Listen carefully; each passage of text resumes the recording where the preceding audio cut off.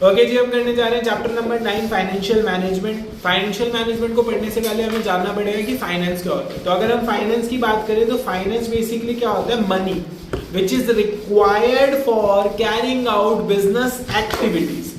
ठीक है जी, फाइनेंस क्या होता है, फाइनेंस का मतलब होता है मनी जिसकी हमें जरूरत पड़ती है बिजनेस एक्टिविटीज को करने के लिए। अगर हम 11th क्लास की बात करें तो वहां पर भी बिजनेस फाइनेंस था आपके पास, जिसके अंदर आपने एक लाइन पढ़ी थी, दैट इज बिजनेस फाइनेंस और money is the blood of a business. ठीक है जी, मनी जो है वो बिजनेस के लिए ब्लड का काम करता है। जैसे आपकी बॉडी को चलाने के लिए ब्लड है ना, उसी तरीके से बिजनेस को चलाने के लिए फाइनेंस है, मनी नहीं होगा बिजनेस नहीं चल सकता। रीजन क्योंकि जो फाइनेंस होता है उसकी जरूरत पड़ेगी आपको किसी बिजनेस को एस्टैब्लिश करने में, किसी बिजनेस को रन करने में, किसी बिजनेस को मॉडर्नाइज करने में, किसी बिजनेस को एक्सपेंड करने में, किसी बिजनेस को डाइवर्सिफाई करने में, इवन किसी बिजनेस एक्टिविटी को करने के लिए भी आपको फाइनेंस की जरूरत पड़ेगी ही पड़ेगी। ठीक है जी, तो यहाँ पर अब हम फाइनेंस के बारे में तो नहीं पढ़ेंगे, लेकिन यहाँ पर हम ये पढ़ेंगे कि किस तरीके से इस फाइनेंस की मैनेजमेंट करी जा सकती है। ठीक है जी, तो अगर हम पढ़े अब फाइनेंशियल मैनेजमेंट क्या होता है, क्योंकि उस फाइनेंस की मैनेजमेंट कौन करेगी, फाइनेंशियल मैनेजमेंट। तो अगर मैं फाइनेंशियल मैनेजमेंट की बात करूं तो financial management is the activity which is concerned with the planning, controlling, administering the funds which were used or which has to be used in the business। ठीक है जी, business finance क्या होता है, business finance या फिर financial management.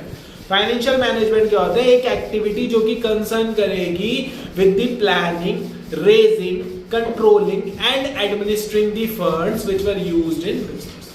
ठीक है जी, उन फंड्स की प्लानिंग करना, उन फंड्स को रेज करना, उनकी कंट्रोलिंग करना, उनका एडमिनिस्ट्रेशन करना, किस चीज के लिए, क्योंकि वो पैसा बिजनेस के अंदर यूज होने वाला है।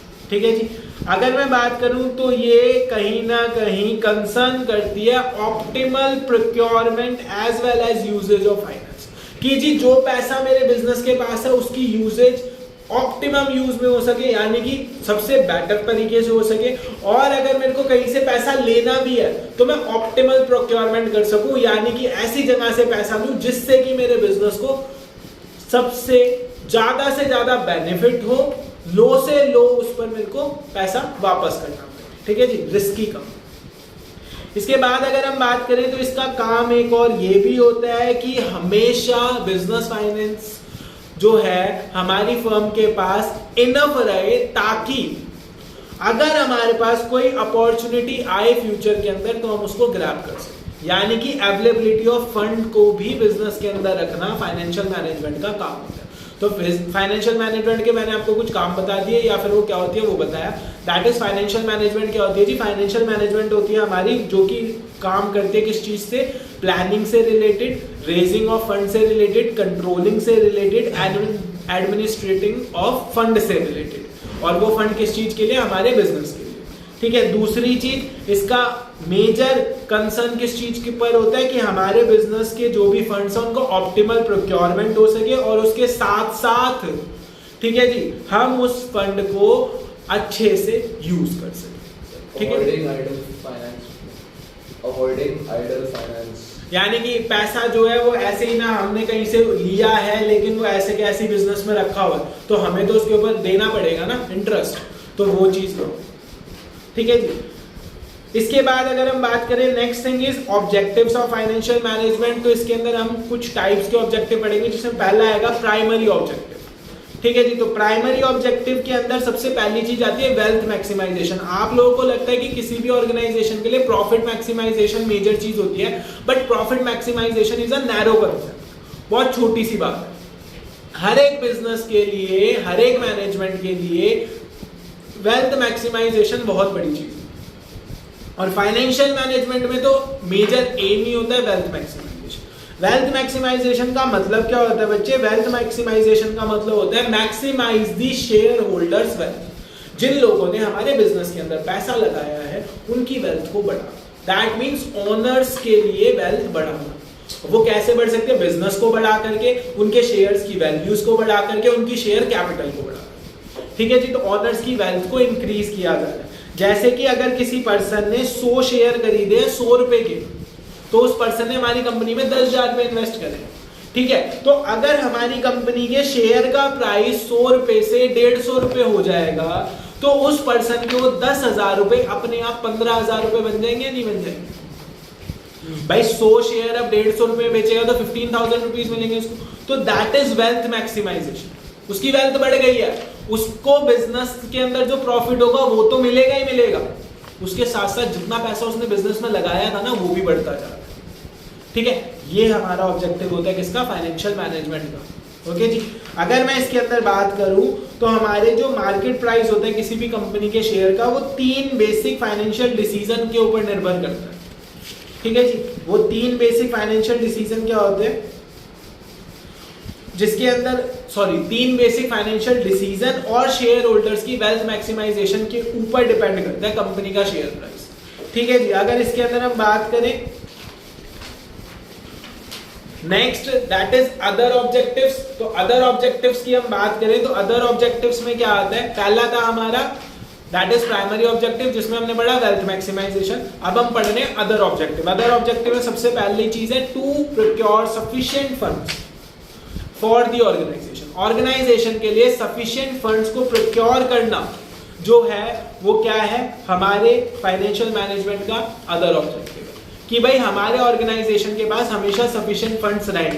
ठीक है, ताकि अगर कोई हमारे ऑर्गेनाइजेशन को पैसे की जरूरत पड़े तो उस वक्त उसको ये ना सोचना पड़े यार अभी तो पैसे ही नहीं है, ताकि अपॉर्चुनिटीज अगर आए तो उन्हें टाइमली ग्रैब किया जा सके। क्योंकि अगर अपॉर्चुनिटी को टाइम पर ग्रैब नहीं करेगा ऑर्गेनाइजेशन तो फिर वो ग्रो नहीं कर सकता। ठीक है जी। सेकेंड चीज, to ensure effective utilization of fund. जो भी फंड्स हमारे बिजनेस के पास हैं वो ऐसी आइडली सिर्फ रखे ना रहे, उनका ऑप्टिमम यूटिलाइजेशन। रीजन, अगर हमारा बिजनेस कहीं से फंड्स लेता है तो उन फंड्स के ऊपर बिजनेस को कुछ ना कुछ देना पड़ेगा। ठीक है जी, फ्री में तो सामने वाला देगा नहीं, सामने वाला आपसे कुछ ना कुछ तो लेगा ना, चाहे वो इंटरेस्ट ले, चाहे वो प्रॉफिट के अंदर हिस्सेदारी ले, चाहे वो ओनरशिप ले, कुछ भी ले। ठीक है, लेकिन कुछ ना कुछ तो लेगा, तो इसीलिए वो फंड्स आइडियली आपके पास नहीं रखे रहने चाहिए, वो फंड्स हमेशा काम पर लगे रहने चाहिए। Next is to ensure safety of funds. अब जो फाइनेंशियल मैनेजमेंट है उसका ये भी काम है कि जो भी फंड्स हम अपने इन्वेस्ट करेंगे वो फंड्स की सेफ्टी रहे। सेफ्टी इन द सेंस हम किसी ऐसी जगह फंड्स को इन्वेस्ट ना कर दें जहां से पैसा डूब जाए। अगर वो पैसा डूब गया तो उस केस के अंदर क्या आएगा? हमें तो रिटर्न वापस करनी है, वो पैसा भी वापस करना और उस पैसे के ऊपर इंटरेस्ट भी देना है, तो हमारे बिजनेस को बहुत दिक्कत हो जाएगी। ठीक है, तो इसीलिए to ensure safety of funds, तो procure sufficient funds in the organization. Organization में हमेशा सफिशिएंट फंड्स बने रहें ताकि वो इजीली काम कर सके और अगर उसके पास कोई अपॉर्चुनिटी आए तो उसे ग्रैब कर सके। ठीक है जी। नेक्स्ट आता है फाइनेंशियल डिसीजन। तो फाइनेंशियल डिसीजन के अंदर बच्चे हमारे जो डिसीजंस हैं उनको 3 तरीके से लिया जाता है। एक होता है फाइनेंशियल डिसीजन, इन्वेस्टमेंट डिसीजन और डिविडेंड डिसीजन। जो आपने पीछे पढ़ा था ना, अगर मैं आपको कहूं कि 3 डिसीजन के ऊपर बेस्ड होते हैं हमारा वेल्थ मैक्सिमम, वो प्रॉफिट जो है या नंबर ऑफ इक्विटी शेयर, तो वो 3 डिसीजन यही है, that is financial decision, investment decision and dividend decision. ठीक है जी। फाइनेंशियल डिसीजन क्या होता है? फाइनेंशियल डिसीजन हमारा वो डिसीजन होता है जो कि रिलेट करता है किस चीज से? फाइनेंशियल प्लानिंग और कैपिटल स्ट्रक्चर से। Financial decision relates with financial planning and capital structure. तो इसको 2 स्टेजेस में लेकर गए, that is financial planning and capital structure. Financial planning की बात करें तो इसके अंदर सबसे पहली चीज होती है हम एस्टिमेट लगाते हैं कि भैया ओवरऑल कितने फंड्स की जरूरत है। ठीक है जी। सेकंड चीज, अब हम डिसाइड करेंगे कि हमारे पास क्या क्या सोर्सेज हैं जहां से फंड्स आ सकते हैं। लाइक आप इक्विटी से फंड ले सकते हो या डेट से ले सकते हो, यही 2 सोर्सेज होते हैं। इक्विटी के अंदर आपके पास 3 सोर्स होते हैं, equity share capital, preference share capital, retained earning. Retained earning depend करती है पास्ट में आपके पास फंड्स हैं या नहीं। ठीक है जी। डेट के अंदर आपके पास डिबेंचर्स हो सकते हैं, लोन हो सकते हैं। ठीक है जी। वहीं पर अगर मैं कैपिटल प्लानिंग की बात करूं तो कैपिटल प्लानिंग का मतलब क्या होता है? Capital planning refers to deciding how much amount is to be arranged from these source. ठीक है जी, कितना अमाउंट हमें लेना है इन सोर्सेज से। देखो सोर्सेज हैं 2, इक्विटी और डेट। मुझे इससे कितना पैसा लेना है, इससे कितना पैसा लेना है, टोटल कितना पैसा लेना है वो मैंने किस में देखा? फाइनेंशियल प्लानिंग में देखा। ठीक है जी। अब उसके अंदर मेरे को पता चला जी टोटल इतना पैसा लेना है और सोर्सेज है ये 2। तो अब इसमें इससे कितना पैसा लूंगा और इससे कितना पैसा लूंगा वो डिसाइडेड कराया था कैपिटल प्लानिंग के। ठीक है जी, कि डेट से ज्यादा लेना है, इक्विटी से ज्यादा लेना है, दोनों से 50-50 लेना है, क्या करना है क्या नहीं करना है। ठीक है जी, तो इसके अंदर सबसे पहली चीज जो आ जाती है वो आ जाती है आपकी यहाँ पर कि जी अब ये सर पता कैसे लगाए हम। ओके जी, तो इन शॉर्ट देखो फाइनेंशियल प्लानिंग ऑलरेडी मैंने आप लोगों को समझा दिया क्या होती है क्या नहीं होती। ठीक है जी, लेकिन फाइनेंशियल प्लानिंग के अंदर कुछ टास्क होते हैं जिसके बेस पर ये करा जाता है। सबसे पहला कि भाई नंबर हमें कितना फंड चाहिए, सब कुछ कैसे पता चलेगा। तो फाइनेंशियल प्लानिंग में अगर उन टास्क की बात करें तो सबसे पहला होता है डिटरमिनेशन ऑफ फाइनेंशियल ऑब्जेक्टिव। हमारा ऑब्जेक्टिव क्या है उसको डिटरमाइन करना पड़ेगा। उसके बाद कुछ पॉलिसीज और रूल्स बनाए जाते हैं। फिर क्या करेंगे हम लोग, हम फोरकास्ट करेंगे कि भाई कितने फंड्स की जरूरत पड़ेगी। ठीक है जी, उसके बाद अल्टरनेटिव सोर्स ऑफ फाइनेंस निकालेंगे जो कि इक्विटी और डेट है। ठीक है जी, फिर बेस्ट अल्टरनेटिव को चूज करा जाएगा। उसके बाद हम फाइनेंशियल प्लान्स और पॉलिसीज को इंप्लीमेंट कर देंगे। ठीक है जी, इसके बाद आ जाते हैं नेक्स्ट कैपिटल स्ट्रक्चर के अंदर। आप लोगों को मैंने ऑलरेडी बता दिया कि हम यहाँ पर एक स्ट्रक्चर सेट करते हैं, यहाँ पर एक स्ट्रक्चर सेट करते हैं जिस स्ट्रक्चर के बेस पर हम लोग क्या करेंगे, एक मिक्स बनाएंगे between owner fund and borrowed fund. ठीक है जी, एक मिक्स बनाया जाता है। आप लोग को याद होगा अकाउंटेंसी के अंदर आप लोगों ने एक फॉर्मूला पढ़ा था, डेब्ट upon equity, debt to equity ratio का फॉर्मूला है। ठीक है, डेट अपॉन इक्विटी। ठीक है जी, इसको फाइनेंशियल लिवरेज बोला जाता है। डेट अपॉन इक्विटी को बोला जाता है फाइनेंशियल लिवरेज। ठीक है जी, यहाँ पर फाइनेंशियल लिवरेज या फिर कैपिटल गियरिंग भी बोला जाता है, इसको एमसीक्यू में आ सकता है। ठीक है जी, debt upon equity represent what, तो अगर वहां पर आपको दे रखा हो एमसीक्यू के अंदर फाइनेंशियल लिवरेज दे रखा है तो आप वो सिलेक्ट करोगे। अगर फाइनेंशियल लिवरेज नहीं दे रखा तो क्या दे रखा हो, कैपिटल गियरिंग दे रखा हो। ठीक है जी, अब यहाँ पर क्या है, नेक्स्ट चीज आती है, जब हमारे फर्म के अंदर डेट जो है टोटल कैपिटल में हाई होंगे तो फर्म को बोला जाता है हाई लीवर्ड फर्म। अगर डेट की वैल्यू ज्यादा है तो फर्म बोली जाएगी हाई लीवर्ड फर्म। अगर डेट की वैल्यू कम है तो फर्म को बोला जाएगा लो लीवर्ड फर्म। ठीक है जी, ये बात याद रहेगी। अगर मेरी डेट और इक्विटी के अंदर डेट की वैल्यू ज्यादा है तो it is known as high levered firm. अगर डेट की वैल्यू कम है तो it is known as low levered firm. ठीक है जी, ये बात क्लियर। दैट मींस अगर मेरी डेट इक्विटी 1 से ज्यादा है हाई लीवर्ड फर्म, 1 से कम है तो लो लीवर्ड फर्म। ठीक है जी, अब कुछ बच्चे कहेंगे सर 1 है तो 1 से ज्यादा हाई, 1 से कम है लो लीवर्ड, तो 1 है तो जी नॉर्मल। ठीक है जी, कोई उसके अंदर है ही नहीं, दोनों चीजें इक्वल चल रही है। लेकिन ज्यादातर फर्म्स जो है कभी भी इसको 1 नहीं रखना चाहते। ठीक है जी, आपने उसके अंदर भी देखा डेट इक्विटी की प्योर रेशो 2:1 थी, अगर आपने उसके अंदर चेक करा। इसके बाद फैक्टर्स क्या क्या हैं जो कि इस कैपिटल स्ट्रक्चर या फाइनेंसिंग डिसीजन के अंदर इंपैक्ट करते हैं। तो सबसे पहले ट्रेडिंग ऑन इक्विटी।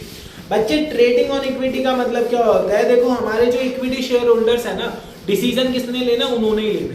तो वो हमेशा उस ऑप्शन को चूज करेंगे जिसके अंदर उनका डिविडेंड जो है या फिर मैं कहूँ अर्निंग पर शेयर जो है वो हाई होगी। अगर उनकी अर्निंग पर शेयर लो है ना किसी डिसीजन के अंदर तो वो उसको सिलेक्ट नहीं करेंगे। अल्टरनेटिव 2-3 आएंगे हमारे पास। कैसे आएंगे भाई, एक के अंदर हम कह रहे हैं 50-50 रख लेते हैं, एक के अंदर कहते हैं इक्विटी ज्यादा डेट कम, एक के अंदर कहेंगे डेट ज्यादा इक्विटी कम। जिसके अंदर उन लोगों को ये फील होगा कि हमारे अर्निंग पर शेयर हाई है वो उसको सिलेक्ट करेगा ऑप्शन। इसको बोला जाता है ट्रेडिंग ऑन इक्विटी। इसका एक न्यूमेरिकल क्वेश्चन आप लोगों को एग्जाम के अंदर मिलेगा। ठीक है जी, वो न्यूमेरिकल क्वेश्चन कैसे सॉल्व करते हैं वो हम सबसे एंड में डिस्कस करेंगे। ठीक है जी, या एक अलग वीडियो में डिस्कस करेंगे। ठीक है, क्योंकि वो न्यूमेरिकल क्वेश्चन आपको बोर्ड के एग्जाम में मिलेगा ही मिलेगा, या फिर हो सकता है इसी वीडियो के मिडल में हम लोग डिसाइड करें उस क्वेश्चन को बोर्ड के ऊपर। ठीक है जी, लेकिन एक क्वेश्चन आपको कंपलसरी मिलेगा ही मिलेगा इस चीज का, जो कि आपके एग्जाम में 5 नंबर का आता है। ठीक है, अगर हम बात करें नेक्स्ट, तो the next thing is cash flow position. भाई आपकी कंपनी की कैश फ्लो पोजीशन भी बहुत ज्यादा मैटर करेगी फाइनेंसिंग डिसीजन के अंदर। कैश फ्लो पोजीशन के अंदर क्या होता है कि भाई कंपनी के पास कैश का कितना आना जाना है। अगर कंपनी की कैश फ्लो पोजीशन अच्छी है तो देखो वो डेट की रीपेमेंट कर सकती है, इंटरेस्ट वगैरह की रीपेमेंट कर सकती है आराम से। ठीक है जी, उसके बाद अगर हम बात करें नेक्स्ट आती है इंटरेस्ट कवरेज रेशो। ये मोस्ट इंपॉर्टेंट होती है भाई। देखो यहाँ पर क्या चीज है, जब आप अपने पैसा कहीं से बोरो करोगे तो उसके ऊपर आपको इंटरेस्ट देना पड़ेगा। तो आप वहां पर ये चेक करते हो कि भैया आपकी जो अर्निंग है वो इंटरेस्ट का कितने टाइम्स, ठीक है, आपकी अर्निंग जो है वो इंटरेस्ट का कितने टाइम्स है। जितनी ज्यादा हाई इंटरेस्ट कवरेज रेशियो होगी, ठीक है जी, उतना ज्यादा क्या हो सकता है, हमारी जो कंपनी है मोर फंड्स को बोरो कर सकती है, ठीक है जी, जितनी ज्यादा हाई इंटरेस्ट कवरेज रेशियो। ये बात क्लियर। इंटरेस्ट कवरेज रेशियो जो होती है वो ये बताती है कि नंबर ऑफ टाइम्स हमारी अर्निंग कितना है जो हमारे को इंटरेस्ट देना उसके, ठीक है। तो जितनी ज्यादा high interest coverage ratio indicates that company can have more of borrowed funds, ठीक है जी। जितनी ज्यादा हाई इंटरेस्ट रेशियो होगी वो यही इंडिकेट करेगी कि कंपनी के पास ज्यादा से ज्यादा बोरोड फंड्स हैं, ठीक है जी। इसके बाद आता है return on investment. Return on investment की अगर हम बात करें तो return on investment refers to जी जो हमने पैसा कहीं लगाया उस पर कितनी रिटर्न आनी, ठीक है जी। तो ये भी मैटर करेगा भाई, रिटर्न ज्यादा आएगी तो फिर मैं बोरोड फंड को ज्यादा ले सकता हूँ, लेकिन अगर रिटर्न ज्यादा नहीं आ रही तो बोरोड फंड अगर ज्यादा ले लिए तो मेरे ऊपर एक बर्डन बढ़ जाएगा, फिक्स बर्डन, क्योंकि बोरोड फंड के ऊपर फिक्स रेट से इंटरेस्ट देना पड़ेगा चाहे प्रॉफिट हो चाहे ना हो, ठीक है जी। Next is flotation cost. Flotation cost के अंदर क्या आता है, जो आप सिक्योरिटीज वगैरह इशू करोगे, जो डिबेंचर्स या शेयर्स वगैरह इशू करोगे मार्केट में, उन डिबेंचर्स या शेयर्स के ऊपर आपको एक कमीशन देना पड़ता है, ब्रोकरेज जिसे कहा जाता है, उसे बोलते हैं फ्लोटेशन कॉस्ट। तो बच्चे अगर वो फ्लोटेशन कॉस्ट आपकी ज्यादा है तो आप उस सोर्स ऑफ फाइनेंस को सिलेक्ट करते हुए एक बार को सोचोगे। रीजन भाई पता चल रहा है कि मैं 10 करोड़ रुपए ले रहा हूँ कहीं से, उसके ऊपर फ्लोटेशन कॉस्ट 5% है, 50 लाख रुपए तो कमीशन ही देना पड़ रहा है, तो दिक्कत वाली बात है ना कंपनी को। कंपनी के आज तो 9.5 लाख ही आएंगे, तो इस टाइप की चीजें हो गई, ठीक है जी। इसके बाद अगर हम बात करें नेक्स्ट इज कंट्रोल। देखिए यहाँ पर कंट्रोल सबसे बड़ा एक पर्पस है। क्या होता है, जब आप फंड्स को बोरो करेंगे और उन फंड्स के अंदर अगर आप इक्विटी शेयर के थ्रू फंड्स को बोरो करेंगे तो इन दैट केस होगा क्या, इन दैट केस होगा ये कि हम लोग क्या करेंगे, हमारी कंपनी का कंट्रोल और लोगों के हाथ में दे देंगे, क्योंकि इक्विटी शेयर इशू करोगे तो ऑनर्स बढ़ेंगे, नंबर ऑफ ऑनर्स बढ़ेंगे तो कंट्रोल बढ़ जाएगा, यानी कि डिसेंट्रलाइजेशन हो जाएगा, ठीक है जी। तो उस कंट्रोल से भी डिपेंड करेगा हमारा फाइनेंसिंग डिसीजन। इसके बाद टैक्स रेट। भाई आपका टैक्स रेट क्या है, जो हमारा इंटरेस्ट ऑन डेट होता है उससे हमें टैक्स की डिडक्शन मिलती है। जो हम न्यूमेरिकल क्वेश्चन की प्रैक्टिस करेंगे अभी उसके अंदर मैं आप लोगों को समझाऊंगा क्या होता है। EBIT होता है, दैट इज रिटर्न, ठीक है जी, बिफोर इंटरेस्ट एंड टैक्स। उसमें से इंटरेस्ट माइनस होता है, फिर आपका जो प्रॉफिट बचता है उस पर टैक्स लगता है। तो दैट मीन्स अगर आप डिबेंचर से पैसा ले रहे हैं तो उनका जो इंटरेस्ट होगा वो इनकम कंपनी के लिए टैक्स की डिडक्शन मानी जाती है, ठीक है जी। कंपनी को तो उतना पैसे पर टैक्स नहीं देना पड़ेगा ना, तो उस चीज का ध्यान रखा जाता है। Next is cost. कॉस्ट यहाँ पर क्या मैटर करती है कि जी जो आप फंड्स को रेस कर रहे हैं उनको रेस करने की कॉस्ट कितनी पड़ रही है आपकी कंपनी को, ठीक है जी। जो सबसे चीपेस्ट सोर्स होगा उसे सिलेक्ट करेगी कंपनी, जिसमें कॉस्ट सबसे कम होगी। उसके बाद रिस्क। रिस्क बहुत बड़ा फैक्टर है, ठीक है जी। कैसे है, रिस्क जो है वो डिफरेंट सोर्सेज का डिफरेंट होगा। डिबेंचर्स के अंदर रिस्क क्या आएगा, भाई बोरिंग ज्यादा हो गई, इंटरेस्ट की पेमेंट एक रिस्क है। अगर इंटरेस्ट टाइमली पे नहीं करेगी कंपनी, मार्केट में इमेज खराब होती है, आगे से बोरोड फंड नहीं मिलेंगे, ठीक है। वहीं पर अगर मैं बात करूं आपके जो इक्विटी शेयर्स है उनके अंदर रिस्क क्या होता है, ओनरशिप जाने का रिस्क होता है। आपकी ज्यादा से ज्यादा ओनरशिप ना चली जाए, कहीं पता चले कि फंड रेज करने के चक्कर में पता चला कंपनी की ओनरशिप ही गवा दी, ठीक है। ये चीजें होती है। Next is period of finance, सबसे इंपॉर्टेंट। देखिए एक परमानेंट कैपिटल रिक्वायरमेंट के लिए जो इक्विटी शेयर्स है ना उनको इशू करा जाए, क्योंकि उनकी जो पेमेंट है, रीपेमेंट है, उसका कोई टाइम पीरियड नहीं होता। जब कंपनी बंद होगी तभी रीपेमेंट करी जाती, ठीक है। लेकिन जो हमारे लॉन्ग टर्म या मीडियम टर्म के लिए अगर मेरे को रिक्वायरमेंट है, छोटे टर्म के लिए रिक्वायरमेंट, शॉर्ट टर्म के लिए या मीडियम टर्म के लिए, तो मैं बोरोड फंड्स को भी ले सकता हूँ, ठीक है जी। अगर मेरे को फंड की जरूरत है 5 साल 10 साल के लिए, तो मैं इक्विटी क्यों इशू करूँ, डेब्ट इशू करूंगा, ठीक है, मतलब डेट से पैसा लूंगा। लेकिन अगर मेरे को जरूरत लंबे टाइम पीरियड के लिए, तो मैं इक्विटी की तरफ जाऊंगा। पीरियड ऑफ फाइनेंस में क्या आता है कि जो मैं पैसा लेने वाला हूँ कितने पीरियड के लिए लेने वाला हूँ। अगर मैं ज्यादा लंबे टाइम पीरियड के लिए लेने वाला हूं तो I will go for permanent capital, that is equity. अगर मैं शॉर्ट टर्म के लिए लेने वाला हूं तो I will go for debt. ठीक है जी, क्योंकि शॉर्ट टर्म के लिए लेने वाला हूं तो अपनी कंपनी की ओनरशिप क्यों दूं किसी को। ठीक है, ये चीज। इसके बाद आपसे यहाँ पर एमसीक्यू में क्या पूछा जा सकता है, भाई फ्लोट फाइनेंशियल लिवरेज को कैलकुलेट करने का फॉर्मूला बता दीजिए, तो डेट अपॉन इक्विटी होता है। ठीक है, फाइनेंशियल लिवरेज का दूसरा नाम क्या होता है, कैपिटल गियरिंग होता है। इस टाइप से चीजें पूछी जा सकती है एमसीक्यू के अंदर। ठीक है, या फिर आपसे ये भी पूछा जा सकता है फाइनेंसिंग डिसीजन लेते वक्त इनमें से कौन सा फैक्टर यूज होता है। ठीक है जी, तो उसके अंदर आपको देखना है, हो सकता है all of the above answer हो सकता है, अगर वो तीनों यूज हो रहे हैं, नहीं तो हो सकता है उनमें से ये बोलते कि कौन सा फैक्टर यूज नहीं होता। कौन सा नहीं होता, तो फिर ये कुछ फैक्टर्स होते हैं। इसके अलावा अगर आपको कुछ दिखता है तो आप उसको लगाकर देखिए कि भाई इसकी वजह से मैं कहीं से पैसा ले रहा हूँ तो क्या कोई इफेक्ट पड़ेगा कंपनी को। अगर पड़ता है तो फिर वो फैक्टर यूज होता है, नहीं पड़ता तो यूज नहीं होता। रिस्क के अंदर बेसिकली होता है, कंपनी ये देखती है कि भाई वो जो हम फंड बोरो कर रहे हैं उससे हमारी कंपनी को क्या रिस्क आएगा। बोरोड कैपिटल है तो इंटरेस्ट का रिस्क आता है, और अगर मैं कहूँ वहीं पर वो इक्विटी शेयर कैपिटल है तो कंपनी की ओनरशिप का रिस्क, डिसीजन मेकिंग सारी पावर्स जाती है ना। जैसे मान ली पैसे ले रहे हैं तो हमें वो देखना है कि पॉजिटिवली इफेक्ट देखना है तो ही यस होगा, या फिर दोनों पॉजिटिव नेगेटिव दोनों देखने पड़ेंगे। पॉजिटिव हो सकते हैं किसी चीज में, पॉजिटिव भी अच्छा और नेगेटिव बहुत ही बुरा हो। तो मतलब अगर दोनों है तो ही होगा, वरना नहीं। दोनों अगर हमारे लिए ठीक है तो ही होगा। जैसे कि बोरोड फंड है, मेरे पास पॉजिटिव इफेक्ट क्या है कि भैया एक फिक्स रेट से इंटरेस्ट देना है, उनका कोई भी रोल नहीं होगा हमारे डिसीजंस के अंदर, पॉजिटिव है मेरे। नेगेटिव क्या है, अगर मैं रीपेमेंट नहीं कर पाता तो मार्केट के अंदर नाम खराब हो जाएगा, क्योंकि फिक्स्ड रेट से इंटरेस्ट देना है। अगर प्रॉफिट नहीं हुआ कंपनी को तो उस केस में पैसा कहां से दिया जाएगा। तो इसीलिए कैश फ्लो पोजीशन देखी जाती है कंपनी की। अगर स्ट्रांग है तो भैया चलो दे देंगे पैसा, ठीक है, क्योंकि फिर थोड़े टाइम पीरियड बाद फिर से कहीं से आ ही जाएगा अमाउंट। लेकिन कैश फ्लो पोजीशन अगर वीकर है तो मैं बोरोड फंड की तरफ नहीं जाऊंगा। ठीक है, आगे बात करते हैं। Next is investment decision. अगर इन्वेस्टमेंट डिसीजन की बात करें तो बेसिकली यहां पर क्या है, how the firm funds are invested in different asset. यहाँ पर हम ये डिसीजन लेंगे कि किस तरीके से फर्म के जो फंड्स हैं, जो फर्म ने अब पीछे फंड्स प्रोक्योर कर लिए हैं, उन फंड्स को किस तरीके से इन्वेस्ट करा जाएगा।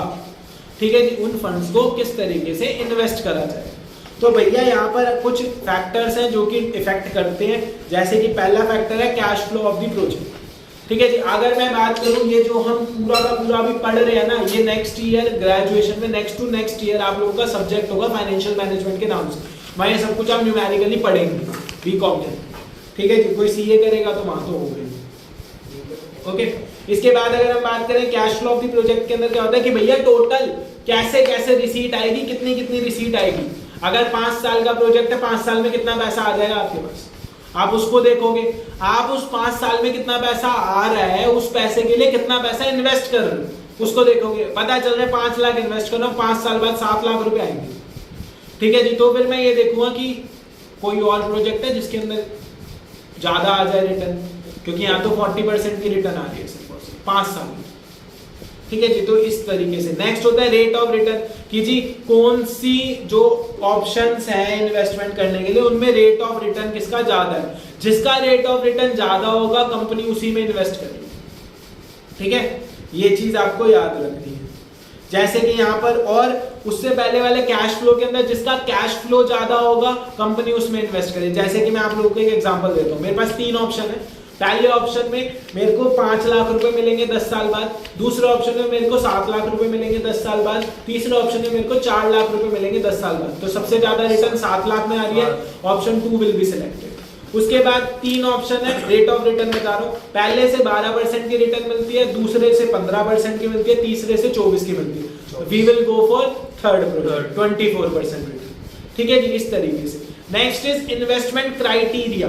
इन्वेस्टमेंट क्राइटेरिया क्या होता है, जो इन्वेस्टमेंट प्रपोजल्स होते हैं ना उनको बेसिकली कैपिटल बजटिंग टेक्निक्स के बेस पर देखा जाता है।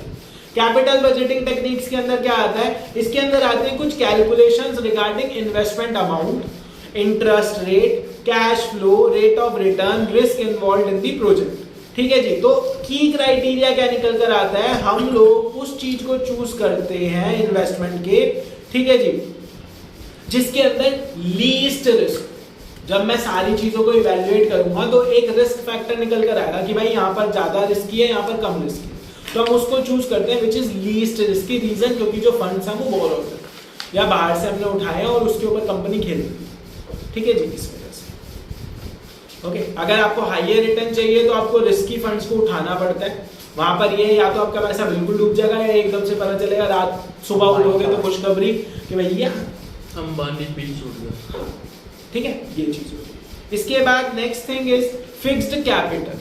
ठीक है जी, फिक्स्ड कैपिटल की अगर मैं बात करूं तो फिक्स्ड कैपिटल क्या होती है? फिक्स्ड कैपिटल हमारी वो इन्वेस्टमेंट होती है जो कि हम लॉन्ग टर्म एसेट्स में करते हैं, लाइक मशीनरीज हो गई आप लोगों की, प्लांट हो गए, बिल्डिंग हो गई, यानी कि जिनकी लॉन्गर ड्यूरेशन, उन्हें फिक्स्ड कैपिटल बोलते हैं। यानी कि अगर मैं बात करूं तो भैया आपके फिक्स्ड एसेट है, फिक्स्ड एसेट को ही फिक्स्ड कैपिटल बोला गया है।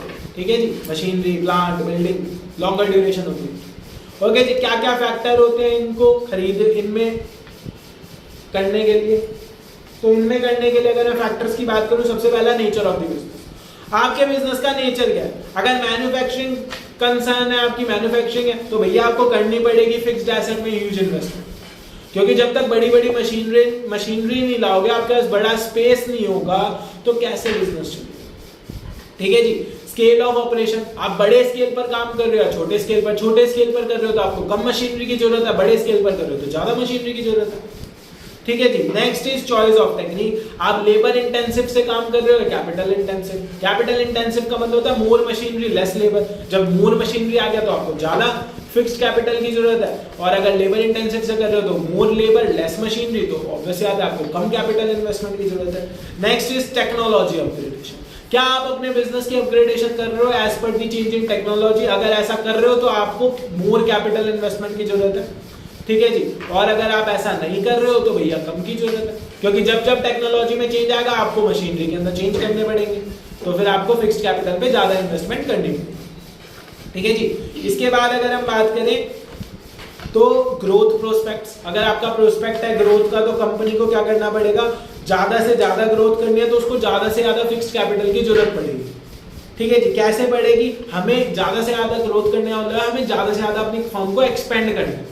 जब हम अपनी फर्म को ज्यादा से ज्यादा एक्सपेंड करेंगे तो भैया मशीनरीज की तो जरूरत पड़ेगी, प्रोडक्ट डाइवर्सिफिकेशन करनी है। पहले सिर्फ दूध में डील कर रहे थे, अब दही में भी डील कर रहे हैं, चॉकलेट में डील कर रहे हैं, तो उनके लिए भी तो मशीनरी चाहिए।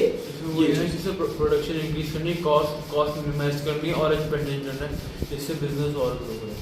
Next is diversification. अगर मैं प्रोडक्ट डाइवर्सिफिकेशन कर रहा हूं तो मोर फिक्स्ड कैपिटल की, मोर प्लांट एंड मशीनरीज की जरूरत पड़ेगी। उसके बाद आता है डिस्ट्रीब्यूशन चैनल। डिस्ट्रीब्यूशन चैनल के अंदर क्या आता है? अगर कंपनी अपने प्रोडक्ट्स को होलसेलर और रिटेलर्स के थ्रू बेच रही है तो उसे कम फिक्स्ड कैपिटल की जरूरत पड़ेगी।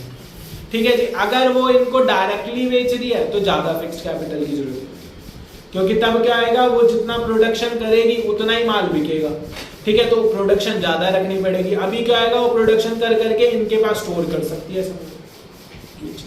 कोलैबोरेशन, अगर हमारी कंपनी किसी कोलैबोरेशन के अंदर है किसी और कंपनी के साथ, ठीक है, तो उस केस के अंदर हमें ज्यादा फिक्स्ड कैपिटल की जरूरत नहीं है, क्योंकि दूसरी कंपनी के पास भी कुछ फिक्स्ड कैपिटल होगी, हमारे पास भी कुछ फिक्स्ड कैपिटल होगी, दोनों मिक्स होकर के काम चल सकता है। लेकिन अगर हम कोलैबोरेशन में नहीं है तो फिर भैया चाहिए ही चाहिए। कोलैबोरेशन में है तो हम शेयर कर लेंगे ना, एक दूसरे के इक्विपमेंट्स, एक दूसरे की मशीनरी को शेयर कर लेंगे। कोलैबोरेशन अगर किसी ब्रांड के साथ तो ऐसा होता है, अगर जैसे टेलीविजन शो वगैरह हो गए तो हमें क्या करना, तो हमें ज़्यादा करनी पड़ेगी। नहीं, टेलीविजन शो भी है तो टेलीविजन शो के अंदर उनके पास भी अपनी सैटेलाइट्स का वैन्स होंगी, हमारे पास भी होंगी, तो वो एक साथ यूज। वो तो मशीन भी प्रोड्यूस तो हमें करेंगे, वो ना प्रोड्यूस करेंगे। नहीं, ऐसा कुछ नहीं। तो कहीं ना कहीं देख हर एक चीज यूज हो सकती है, ये चीज है, कम जरूरत पड़ेगी ना। अगर मैं किसी टेलीविजन वाले के साथ कोलैबोरेशन कर रहा हूँ तो उस केस के अंदर उस टेलीविजन वाले के पास कैमरास के इक्विपमेंट सारे के सारे हैं, हर एक चीज है, तो मेरे को ये सब चीजें तो नहीं खरीदनी ना, तो वो कैपिटल। ठीक है जी।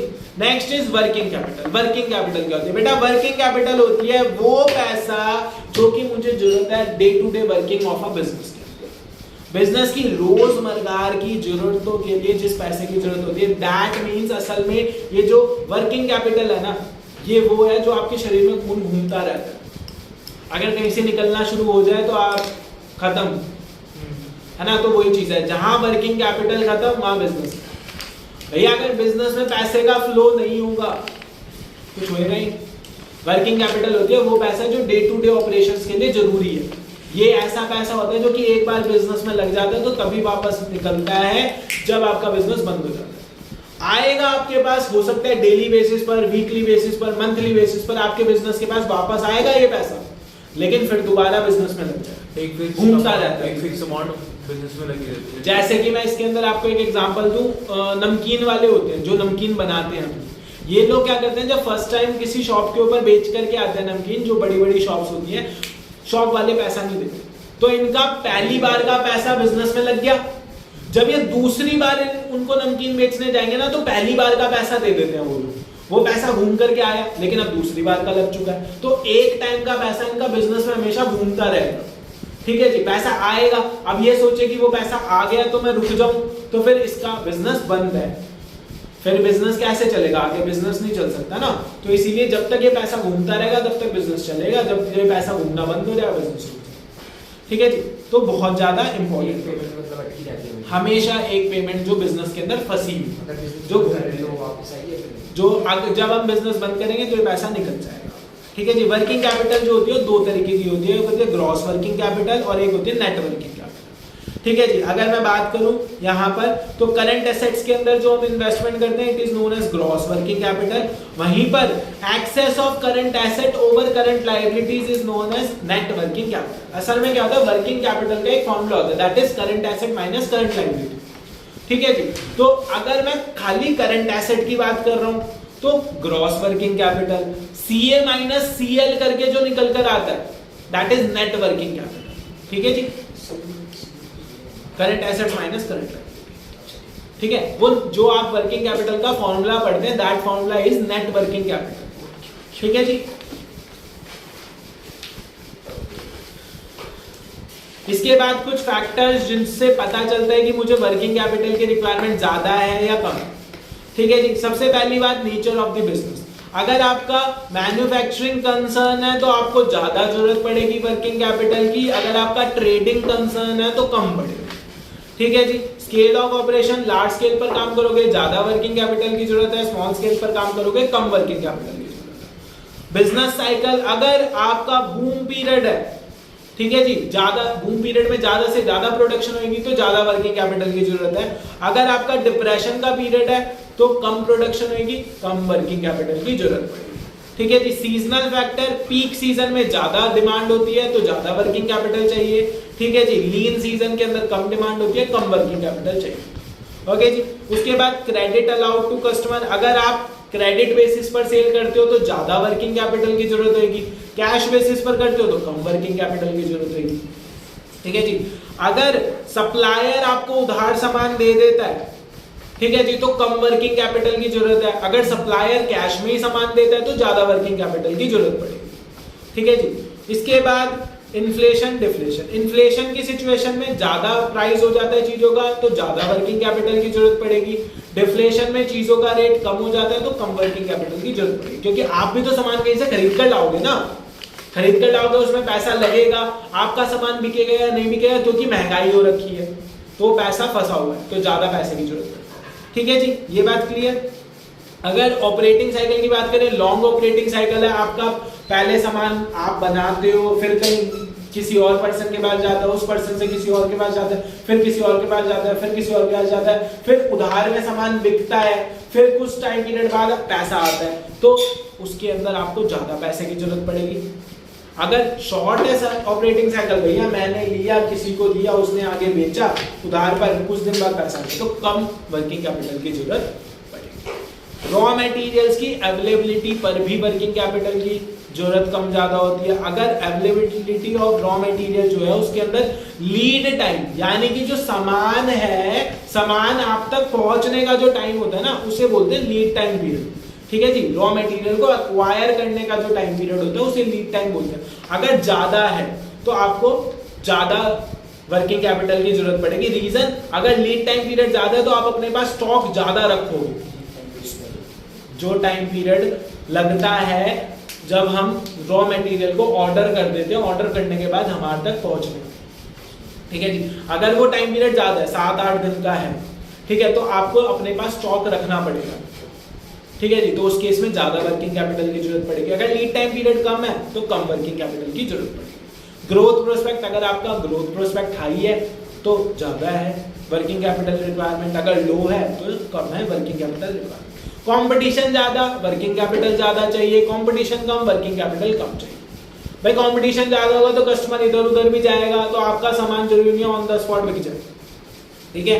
प्रोडक्टिव साइकिल लंबी होगी, वर्किंग कैपिटल ज्यादा चाहिए, छोटी होगी, वर्किंग कैपिटल कम चाहिए। देखो इसके अंदर सिंपल सा चीज है याद करने के लिए, ऐसी चीजें जिससे कि आपका जो बिजनेस है उसके अंदर पैसा आने का टाइम ज्यादा है तो आपको ज्यादा वर्किंग कैपिटल की जरूरत है। पैसा जल्दी आपके बिजनेस के पास आ जाता है तो कम वर्किंग कैपिटल की जरूरत पड़ेगी, ठीक है जी, ये बात क्लियर।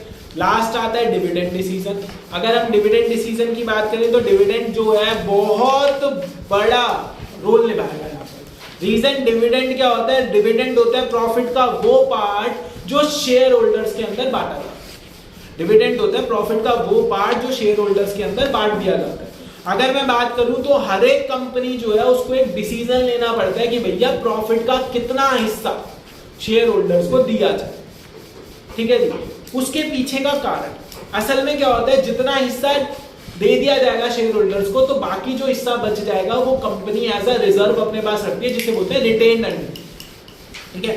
तो फ्यूचर के अंदर अगर कुछ भी होगी प्रॉब्लम तो वो उसको यूज कर सकती है। तो इसीलिए यहाँ पर डिसीजन लेना पड़ता है कि कितना हिस्सा दिया जाए, कितना हिस्सा रख लिया जाए। कंपनी के मोटिव से डिविडेंड देना चाहिए और शेयर की तरफ से डिविडेंड देना चाहिए। हाँ, तो अब बात कर लेते हैं कौन कौन से फैक्टर्स है जिससे ये डिविडेंड डिसीजन जो है अफेक्ट है। पहला फैक्टर अर्निंग, भैया आपने कमाया कितना है।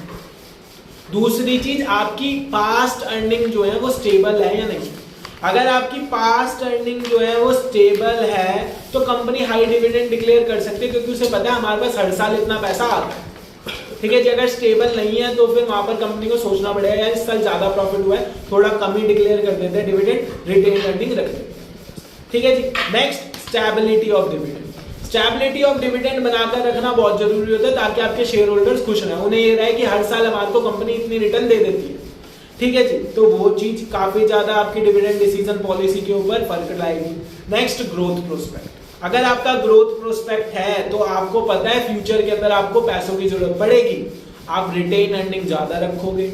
जब रिटेन अर्निंग ज्यादा रखोगे तो डिविडेंड कम दिया जाएगा, ठीक है जी। Next, cash flow position. आपकी कंपनी की कैश फ्लो पोजीशन कैसी है? भाई देखो, डिविडेंड जब आप दोगे तो उसमें क्या आएगा, कंपनी के पास से पैसा जाएगा, आउटफ्लो ऑफ कैश होगा, ठीक है। तो इसीलिए आपको ये भी देखना पड़ेगा, आपने डिक्लेयर तो कर दिया जी हम आपको इस बार 10 करोड़ का डिविडेंड दे रहे हैं, पता चल रहा है आउटफ्लो तो सिर्फ 5 करोड़ ही कर सकते हैं लिमिट, ठीक है। तो इसीलिए आपको अपनी कैश फ्लो पोजीशन देखनी होती है कि डिविडेंड देने के लिए हमारे पास एडिक्वेट कैश होगा भी या नहीं होगा।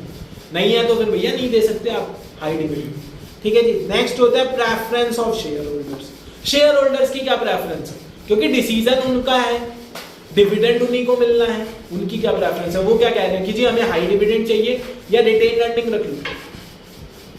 शेयर होल्डर्स भी देखो कंपनी के ग्रोथ प्रोस्पेक्ट के बारे में सोचते हैं, क्योंकि पैसा उन्हीं का लगा हुआ है, तो वो भी सोचेंगे अगर हम अभी रख लेते हैं, डिविडेंड नहीं लेते इस बार या थोड़ा कम डिविडेंड ले लेते हैं और फिर फ्यूचर प्रोजेक्ट के अंदर हम इन्वेस्ट कर देंगे उस पैसे को, तो देखो जब वो पैसा इन्वेस्ट करा जाएगा तो शेयर होल्डर्स की अपने आप ग्रोथ हो गई, वो पैसा इन्वेस्ट होते शेयर होल्डर्स की वैल्यू बढ़ गई, शेयर्स की वैल्यू बढ़ गई, वो सारी की सारी चीजें, ठीक है जी। टैक्सेशन पॉलिसी, यहाँ पर क्या है, कंपनी को रिक्वायर्ड होता है एक टैक्स देना डिविडेंड के ऊपर, ठीक है जी। डिविडेंड के ऊपर टैक्स दिया जाता है, जो भी डिविडेंड डिक्लेयर करा जाएगा उस पर टैक्स जाएगा, ठीक है जी। तो टैक्स अगर ज्यादा है, टैक्स रेट ज्यादा है, ठीक है, तो कंपनी कम डिविडेंड देगी। अगर टैक्स रेट कम है तो कंपनी ज्यादा डिविडेंड देगी, ठीक है जी। इसके बाद स्टॉक मार्केट की रिएक्शन। मार्केट की रिएक्शन कैसी है भैया, अगर लग रहा है इंक्रीज इन डिविडेंड जो है हमेशा अच्छी खबर होती है इन्वेस्टर्स के लिए। जो लोग इन्वेस्ट करना चाहते हैं वो लोग ये देखते हैं कि ये कंपनी हाई डिविडेंड देती है, लो डिविडेंड देती है, ठीक है जी। अगर आप हाई डिविडेंड दे रहे हो तो वो बंदा खुश होएगा, क्या भाई इस कंपनी में इन्वेस्ट करेंगे, अच्छी खासी रिटर्न, ठीक है जी। तो वो आपको देखिए लीगल कॉन्स्टेंट। लीगल कॉन्स्टेंट के अंदर क्या होता है कि हमारा जो कंपनीज एक्ट 2013 है ना, उसके अंदर ये कहा गया है कि सारी की सारी अर्निंग आप डिस्ट्रीब्यूट नहीं कर सकते, कंपनी को कुछ रिजर्व्स बनाने पड़ेंगे, इट इज कंपल्सरी, ठीक है जी। तो इस वजह से वहां पर लिमिट आ जाती है डिविडेंड डिक्लेरेशन कि भैया आप सारा प्रॉफिट तो दे ही नहीं सकते, लिमिट है, इतना डिविडेंड ही डिक्लेयर कर सकते हो, उससे ज्यादा नहीं कर सकते, क्योंकि बाकी का तो रिजर्व बनाना, ठीक है जी। आपके सिलेबस में वो लिमिट्स वगैरह नहीं है, वो आप आगे ग्रेजुएशन में पढ़ेंगे, कंपनीज एक्ट 2013, तब आपको लिमिट मिलेगी, ठीक है जी। तो जो हमारा 9 चैप्टर है वो सिर्फ इतना सही है, लेकिन इसके अंदर अब हमारा एक टॉपिक बचा हुआ है, उस टॉपिक का नाम है EBIT EPS एनालिसिस, जिसका न्यूमेरिकल क्वेश्चन आता है, उसकी एक शॉर्ट वीडियो आप लोगों तक पहुंचने वाली है बहुत जल्द।